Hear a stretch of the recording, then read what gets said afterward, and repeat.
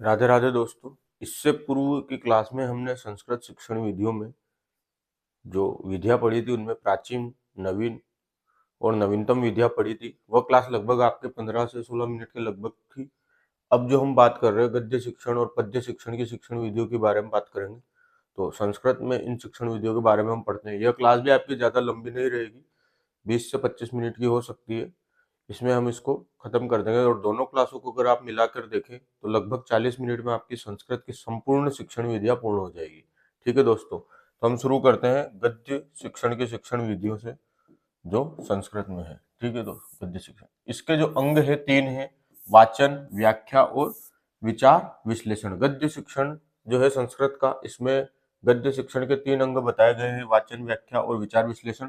गद्य शिक्षण का सर्वप्रथम प्रयोग जो है दोस्तों यजुर्वेद में हुआ था। गद्य रूप के 2 भेद होते हैं, पहला है कथा और दूसरा है अध्यायिका। यह है क्या है, गद्य रूप के 2 भेद। नेक्स्ट हम बात करते हैं जो मंत्रों का वेद है। मंत्रों का वेद ऋग्वेद को कहा गया है और संगीत का वेद सामवेद को कहा गया है। जादू टोने का वेद अथर्ववेद को कहा गया है और गद्य एवं पद्य का संयुक्त वेद जो है वो यजुर्वेद को कहा गया है। तो ये वेदों से संबंधित प्रश्न है, क्योंकि ये सारे वेद संस्कृत में थे, इसलिए कौन सा वेद किससे संबंधित है वह यहाँ पे बताया गया है। नेक्स्ट हम बात करते हैं विधियां। अब जो गद्य शिक्षण की विधियां हैं उसमें पहली विधि है उद्बोधन विधि। ज्ञानेंद्रियों को सर्वाधिक प्रभावित करती है। यह विधि क्या करती है, ज्ञानेंद्रियों को सर्वाधिक प्रभावित करती है। अध्यापक द्वारा विभिन्न प्रकार की प्रत्यक्ष वस्तु, चित्र, चार्ट के माध्यम से शिक्षा दी जाती है। अध्यापक विद्यार्थी के सहयोग से ही शब्द का अर्थ निकालता है। इस विधि में अध्यापक जो है वो विद्यार्थी के सहयोग से शब्द का अर्थ निकालता है और यह विधि प्राथमिक स्तर पर प्रयोग की जाती है। उद्बोधन विधि के बाद हम अगली विधि की बात करते हैं, वह है टीका विधि। इस विधि को समन्वित विधि भी कहते हैं। जो टीका विधि का अलग नाम है, समन्वित विधि भी है। विषय वस्तु का प्रस्तुतिकरण भाषा के सभी तत्वों को समन्वित करके किया जाता है। चूंकि विषय वस्तुओं के जो प्रस्तुतिकरण होता है वह भाषा के सभी तत्वों को समन्वित करके किया जाता है, इसलिए इस विधि को समन्वित विधि भी कहते हैं। यह टीका विधि है जो उच्च स्तर पर प्रयोग की जाती है। नेक्स्ट हम बात करते हैं स्पष्टीकरण विधि। इस विधि में शिक्षण कराते समय अध्यापक द्वारा वाक्य प्रयोग विभिन्न संदर्भ, उदाहरणों और दृष्टांतों का प्रयोग करके किया जाता है। जो विधि है इसमें जो अध्यापक वाक्य का प्रयोग करता है वह विभिन्न संदर्भों, उदाहरणों और दृष्टांतों का प्रयोग करके विषय वस्तु का क्या करता है, स्पष्टीकरण करता है। तो इस विधि में विषय वस्तु का स्पष्टीकरण किया जाता है, इसलिए इस विधि का नाम स्पष्टीकरण विधि भी है। और इसमें जो है अध्यापक द्वारा वाक्य का प्रयोग विभिन्न संदर्भों, उदाहरणों और दृष्टांतों का प्रयोग करके किया जाता है। गद्य शिक्षण की प्रभावशाली शिक्षण विधि है। यह जो विधि है यह गद्य शिक्षण की प्रभावशाली शिक्षण प्रविधि है। इसके बाद आता है प्रश्नोत्तर संवाद या सुकराती विधि। दोस्तों हमने हिंदी में भी शिक्षण विधियां पढ़ी थी, तो हिंदी और संस्कृत शिक्षण विधियां लगभग एक जैसी है। तो प्रश्नोत्तर संवाद या सुकराती विधि है, यह हम काफी अच्छी तरीके से पूर्व में पढ़ चुके हैं। तो इसके बारे में मैं बस इतना ही बताता हूँ कि यह संस्कृत में माध्यमिक स्तर पर प्रयोग की जाती है। प्रश्नोत्तर विधि के जनक सुकरात थे, इसलिए इसको सुकराती विधि भी कहते हैं और इसमें प्रश्नों के माध्यम से बच्चों को पढ़ाया जाता है। नेक्स्ट हम देखते हैं पद्य शिक्षण की विधियां। पद्य के सबसे पहले दर्शन जो है वह ऋग्वेद में हुए थे। ठीक है दोस्तों, संपूर्ण पद्य से युक्त वेद कौन सा है, सामवेद जो है वह संपूर्ण पद्य से युक्त वेद है। अब पद्य शिक्षण में पहली विधि आती है गीत विधि। जैसे यहाँ पर गीत विधि है, ऐसे ही हिंदी में पद्य शिक्षण की पहली विधि गीत विधि थी। तो लगभग और हिंदी और संस्कृत की शिक्षण विधियां एक दूसरे से मिली हुई है और हमने हिंदी की शिक्षण विधियों को काफी अच्छी तरीके से पढ़ा था। तो आपके बहुत से क्वेश्चन तो हिंदी की शिक्षण विधियों से ही हल हो जाएंगे। अब गीत विधि की हम बात करते हैं। गीत विधि जो है प्राथमिक स्तर पर कविता शिक्षण की क्या है, सर्वश्रेष्ठ विधि है। गीत विधि में पद्यांश का लयबद्ध तरीके से प्रस्तुतिकरण किया जाता है और यह कौन से स्तर पर आती है, प्राथमिक स्तर पर। ठीक है दोस्तों, नेक्स्ट हम बात करते हैं भाषा अनुवाद या अर्थबोध विधि। पद्य जो है, पद्य पढ़ाते समय आने वाले शब्दों का अर्थ बताया जाता है। भाषा अनुवाद या अर्थबोध विधि में क्या किया जाता है, जो पद्य पढ़ाते समय संस्कृत के शब्द आते हैं उनका क्या बता दिया जाता है, अर्थ बता दिया जाता है। यह प्राथमिक स्तर पर उपयोगी है। नेक्स्ट विधि है व्याख्या विधि। बालक की शंका का समाधान करने के लिए कौन से स्तर पर, माध्यमिक स्तर पर। तो बालक की शंका का समाधान करने के लिए व्याख्या विधि का प्रयोग किया जाता है और यह माध्यमिक स्तर पर प्रयोग की जाती है। ठीक है दोस्तों, व्याख्या विधि में क्या किया जाता है, पद्य का पाठ किया जाता है, फिर उसकी व्याख्या की जाती है या उसके बारे में बताया जाता है कि यह पद्य क्या कहना चाह रहा है। तो इस प्रकार से उसमें बालक की शंका का समाधान किया जाता है। नेक्स्ट हम बात करते हैं खंडान्वय विधि या प्रश्नोत्तर विधि। इस खंडान्वय विधि को प्रश्नोत्तर विधि भी कहते हैं। एक प्रश्नोत्तर विधि आपके पहले निकल चुकी है, लेकिन दोस्तों कभी कभी खंडान्वय विधि से संबंधित प्रश्न प्रश्नोत्तर विधि लिखा हुआ भी देके दे सकते हैं। क्यों? क्योंकि इस विधि का जो जन्म है वो प्रश्नोत्तर विधि से हुआ है, जिसकी सुकरात की प्रश्नोत्तर विधि से खंडान्वय विधि का जन्म हुआ है। इसलिए यहाँ पर मैंने नीचे प्रश्नोत्तर विधि से संबंधित विधि है, इसलिए यहाँ पर मैंने इसका एक नाम प्रश्नोत्तर विधि भी लिख दिया है, ताकि आप कभी कभी अगर प्रश्न इस विधि से संबंधित हो खंडान्वय विधि से, लेकिन वहाँ ऑप्शन में प्रश्नोत्तर विधि दे रखा हो, तो आप प्रश्नोत्तर विधि पे क्लिक करें। क्योंकि अगर खंडान्वय विधि नहीं दे रखा है और वहां पर ऑप्शन में प्रश्नोत्तर विधि है, तो आप प्रश्नोत्तर विधि भी इसका आंसर लगा सकते हैं, क्योंकि इसका जन्म प्रश्नोत्तर विधि से हुआ है। ठीक है दोस्तों, कविता एक साथ न पढ़ाकर किसमें, खंडों में पढ़ाई जाती है। सर्वाधिक प्रयोग ऐतिहासिक व वर्णनात्मक कविताएं पढ़ाने के लिए करते हैं खंडान्वय विधि का। सुकरात की प्रश्नोत्तर विधि से जन्म, जो खंडान्वय विधि का जन्म हुआ है वह सुकरात की प्रश्नोत्तर विधि से हुआ है। श्लोक के प्रधान वाक्य का चयन कर, कौन से वाक्य का, प्रधान वाक्य का चयन कर प्रश्न व्याकरण पर आधारित न होकर श्लोक के विषय पर आधारित होते हैं। जो खंडान्वय विधि है इसमें जो प्रश्न रहते हैं वो व्याकरण पर आधारित न होकर जो है किस पर आधारित होते हैं, विषय पर आधारित होते हैं। और यह जो विधि है माध्यमिक स्तर पर प्रयोग की जाती है। नेक्स्ट हम बात करते हैं दंडान्वय विधि। अध्यापक किसी श्लोक के प्रधान वाक्य का चुनाव करता है और फिर उससे संबंधित प्रश्न करता है। जैसे कर्ता कौन है, इसमें भी अध्यापक श्लोक के किसी प्रधान वाक्य का चयन करके उससे संबंधित प्रश्न करता है। प्रश्न किस प्रकार के होते हैं, जैसे कर्ता कौन है। अब सुकरात की समस्या समाधान विधि से जन्म, इससे पूर्व जो हमने खंडान्वय विधि पढ़ी उसका जन्म सुकरात की प्रश्नोत्तर विधि से हुआ था। अब जो हम पढ़ रहे हैं दंडान्वय विधि, इसका जो जन्म हुआ है वह सुकरात की समस्या समाधान विधि से हुआ है। ये बात आपको याद रखनी है दोस्तों, इंपॉर्टेंट बात है। लगातार प्रश्न करने से बालक की खोज प्रवृत्ति का विकास होता है। दंडान्वय विधि में क्या किया जाता है, लगातार प्रश्न किए जाते हैं जिससे बालक की खोज प्रवृत्ति का विकास होता है। व्याकरण संबंधित प्रश्न पूछा जाता है। दंडान्वय विधि में व्याकरण संबंधित प्रश्न पूछा जाता है, जबकि खंडान्वय विधि में व्याकरण से संबंधित प्रश्न नहीं पूछा जाता है। अभी हमने इससे पहले वाली क्लास में देखा था। संस्कृत भाषा में पद्य शिक्षण की सर्वश्रेष्ठ विधि है। जो संस्कृत भाषा में दंडान्वय विधि है वह क्या है, पद्य शिक्षण की सर्वश्रेष्ठ विधि है। इससे पहले वाली स्लाइड में हमने देखा था कि व्याकरण संबंधित प्रश्न जो है वो खंडान्वय विधि में नहीं पूछे जाते, दंडान्वय विधि में व्याकरण संबंधित प्रश्न पूछे जाते हैं। ठीक है, और संस्कृत भाषा की यह क्या है, सर्वश्रेष्ठ विधि है पद्य शिक्षण के लिए। अब हम बात करते हैं भाष्य या व्यास विधि। विषय वस्तु को उदाहरणों और दृष्टांतों के माध्यम से स्पष्ट किया जाता है। भाष्य या व्यास विधि में यह कार्य किया जाता है। अब आती है समीक्षा विधि। अध्यापक द्वारा विषय वस्तु की व्याख्या की जाती है, तत्पश्चात विद्यार्थी उसके दोषों के आधार पर विषय वस्तु के बारे में निष्कर्ष निकालते हैं। जो समीक्षा विधि है इस विधि में क्या किया जाता है, विषय वस्तु की अध्यापक द्वारा व्याख्या की जाती है, फिर विद्यार्थी उसके दोषों के आधार पर क्या करते हैं, विषय वस्तु के बारे में निष्कर्ष निकालते हैं। नेक्स्ट हम बात करेंगे तुलनात्मक विधि। बालक में तुलनात्मक प्रवृत्ति का विकास होता है। अब तुलनात्मक विधि में क्या किया जाता है, दो कविताओं या श्लोकों की समानता और असमानता के आधार पर बालक को काव्य सौंदर्य से अवगत कराया जाता है। तो जो दो कविताएं या श्लोक रहते हैं उनकी एक दूसरे से तुलना की जाती है, उनकी समानता और असमानता के आधार पर बालक को क्या किया जाता है, काव्य सौंदर्य से अवगत कराया जाता है। यह तुलनात्मक विधि में किया जाता है। नेक्स्ट हम पढ़ते हैं शिक्षण कौशल। यह गद्य और पद्य की शिक्षण विधियां हो चुकी है संस्कृत की। अब संस्कृत में जो शिक्षण कौशल है उनके बारे में हम पढ़ते हैं। पहला है प्रस्तावना कौशल। यह कौशल, इस कौशल से संबंधित प्रश्न, जो ये कौशल है शिक्षण के, इनसे संबंधित प्रश्न आपके हिंदी में भी पूछे जा सकते हैं। तो पहला कौशल है प्रस्तावना कौशल, दूसरा है श्यामपट्ट कौशल, तीसरा है खोजपूर्ण प्रश्न कौशल, चौथा है पुनर्बलन और पांचवा जो कौशल है वह उद्दीपक परिवर्तन या वैविध्य प्रेरक। हमने हिंदी की शिक्षण विधियों में भाषाई कौशल पढ़े थे, वो भाषा से संबंधित थे। अब हम शिक्षण कौशल पढ़ रहे हैं, यह शिक्षण से संबंधित है। दोनों प्रकार के कौशलों में आप अंतर समझिए दोस्तों, वह भाषा से संबंधित थे और ये शिक्षण से संबंधित थे। तो पहला जो कौशल है वह है प्रस्तावना कौशल। जो प्रस्तावना कौशल है इसे पाठ स्थापना या विन्यास प्रेरक भी कहते हैं। जो प्रस्तावना कौशल होता है, इसको पाठ स्थापना या विन्यास प्रेरक कौशल भी कहते हैं।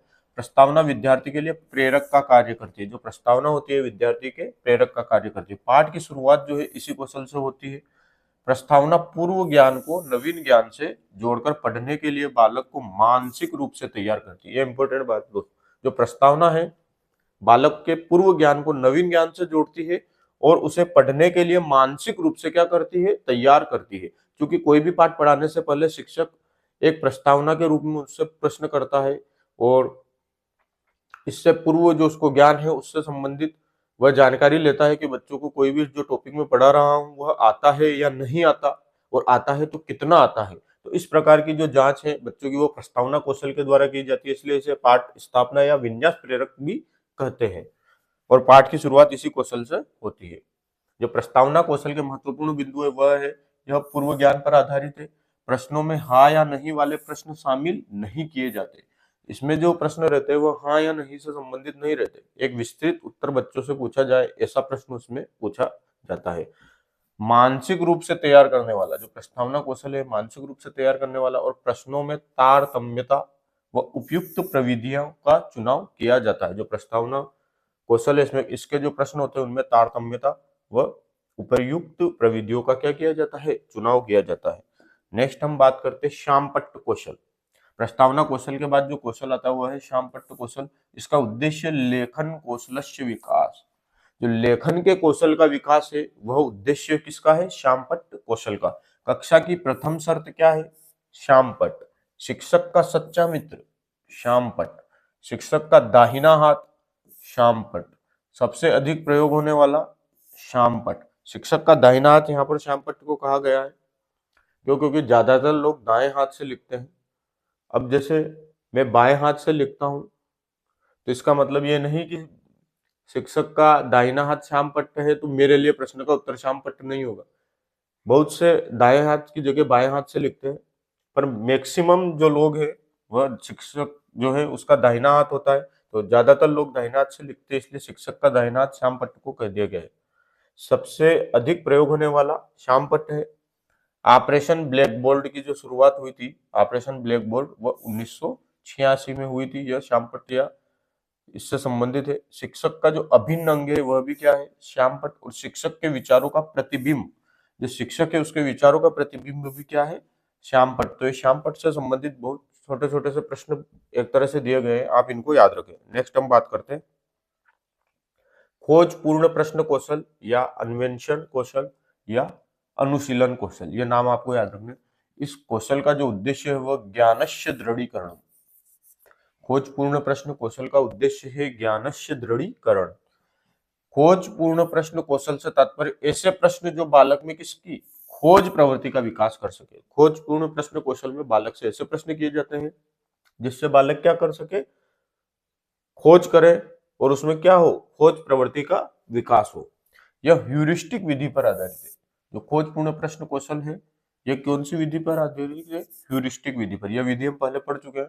बालक में स्वाध्याय की प्रवृत्ति का क्या होता है, विकास होता है। इस खोज पूर्ण प्रश्न कौशल के जो मुख्य घटक है, पहला घटक है अवबोधन, दूसरा है स्वनिर्देशन, तीसरा है स्वकेंद्रण, चौथा है अधिक विषय प्राप्ति और पांचवा है समीक्षात्मक दृष्टिकोण। इसके जो मुख्य घटक है ये भी आप याद रखना दोस्तों। नेक्स्ट हम बात करते हैं पुनर्बलन या प्रवाह कौशल प्रश्न। पुनर्बलन या प्रवाह कौशल प्रश्न यह भी कौशल का चौथा प्रकार है। इसका जो उद्देश्य है वह है निरंतर्यम।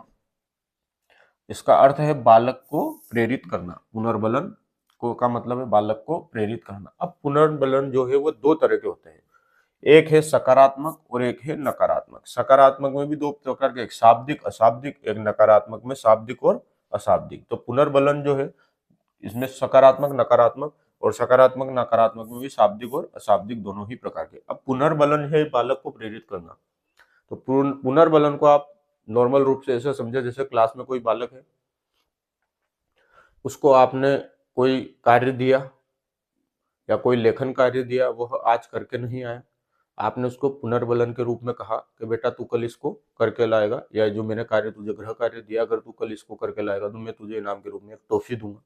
तो यहाँ पर जो टॉफी है जो आप उसको कल देंगे वह उसके लिए पुनर्बलन का कार्य करेगी और बालक उस कार्य को कल उस टॉफी के लालच में करके ले आएगा। तो एक प्रकार से यह बालक के लिए पुनर्बलन का कार्य होगा। इसी प्रकार से आप बालक को कोई भी अदर चीज या कोई भी ऐसी चीज जो उसको पसंद हो या इनाम के रूप में कोई भी ऐसी चीज आप उसको दे सकते हैं जिससे उसको पुनर्बलन मिले और वह उसके लालच में कार्यों को करना लग जाए। धीरे धीरे बालक, जब आप यह चीज स्टार्ट करते हैं तो शुरुआत में बालक उस लालच के चक्कर में वह कार्य करने लगता है और धीरे धीरे वह उन कार्यों को करने में अपनी रुचि ले लेता है। बाद में आपको उसको पुनर्बलन की आवश्यकता नहीं होती।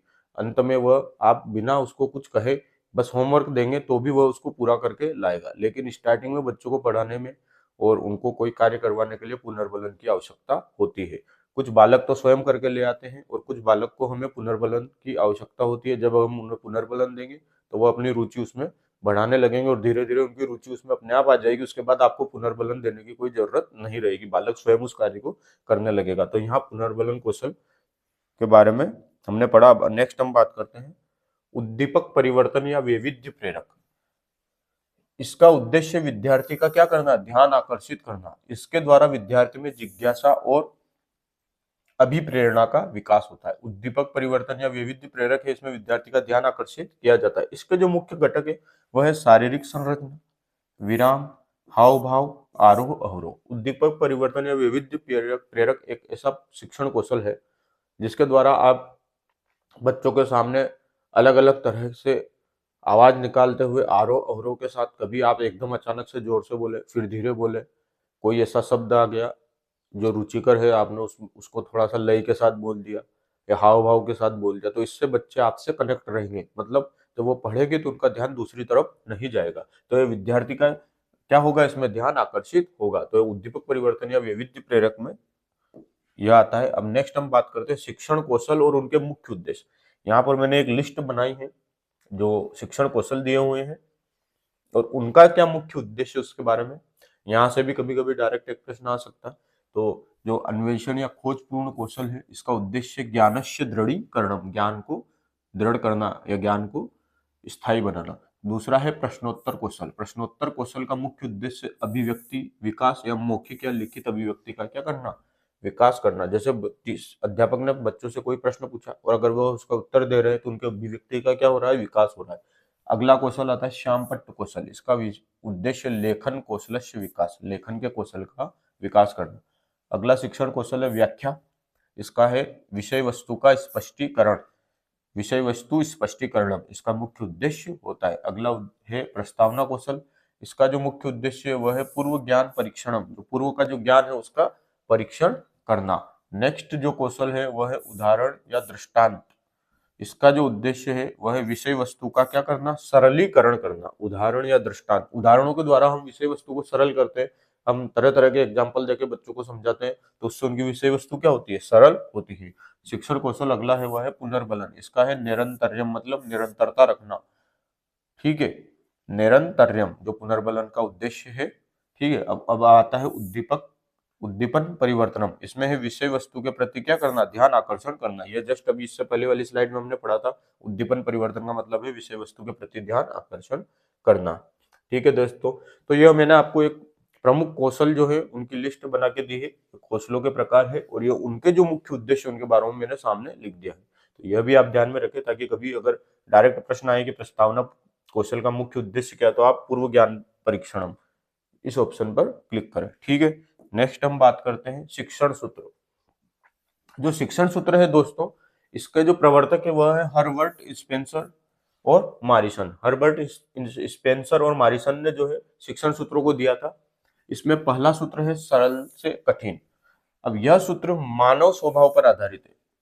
पहला जो सूत्र है सरल से कठिन, यह किस पर आधारित है, मानव स्वभाव। दूसरा है ज्ञात से अज्ञात। जो ज्ञात से अज्ञात शिक्षण सूत्र है, इस सूत्र का संबंध पूर्व ज्ञान से होता है। जो ज्ञात से अज्ञात शिक्षण सूत्र है इसका संबंध किससे होता है, पूर्व ज्ञान से। नेक्स्ट शिक्षण सूत्र है विशिष्ट से सामान्य। इसको हम उदाहरण से नियम भी कहते हैं। यह आगमन विधि का दूसरा रूप है। अगला शिक्षण सूत्र है सामान्य से विशिष्ट। यह इसको हम नियम से उदाहरण भी कहते हैं। यह निगमन विधि का क्या है, दूसरा रूप है।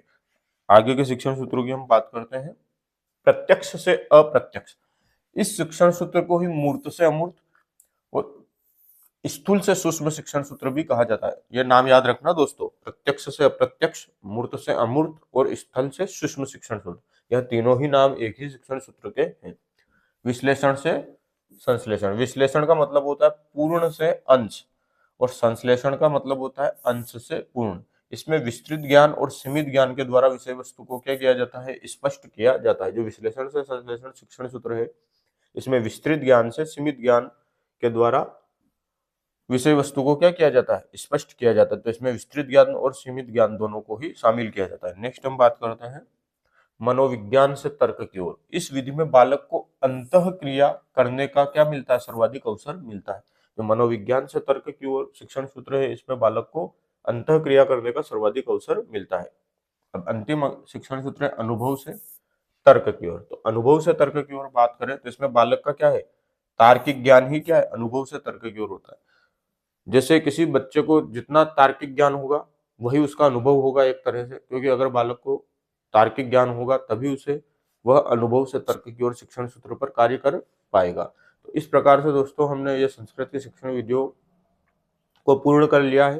क्लासें काफी छोटी छोटी है, लेकिन कम समय में मेरा उद्देश्य है कि मैं आपको ज्यादा से ज्यादा ज्ञान दे सकूं, ताकि आप अपने लक्ष्य की ओर बिना समय को व्यर्थ किए हुए अपने लक्ष्य पर पहुंच सके। अब जो बात हुई है संस्कृति शिक्षण वीडियो की, तो इससे पहली वाली क्लास जो 15 से 20 मिनट के लगभग थी, शायद 16 मिनट की थी। अब यह क्लास है, यह भी एक छोटी सी क्लास है, लेकिन इन दोनों क्लासों में मैंने आपको पूर्ण रूप से संस्कृत के सभी प्रकार की शिक्षण विद्या पढ़ा दी है। और संस्कृत के शिक्षण विधियों से संबंधित लगभग जितने भी प्रश्न रहेंगे इन्हीं शिक्षण विधियों से आएंगे। ठीक है दोस्तों, धन्यवाद। अब आगे हम जो इसकी बात की जो क्लास रहेगी वह गणित की शिक्षण विधियों से रहेगी, और वह मैं एक ही क्लास लूंगा जिसमें मैं गणित की सारी शिक्षण विधियां पूर्ण कर दूंगा। ठीक है दोस्तों।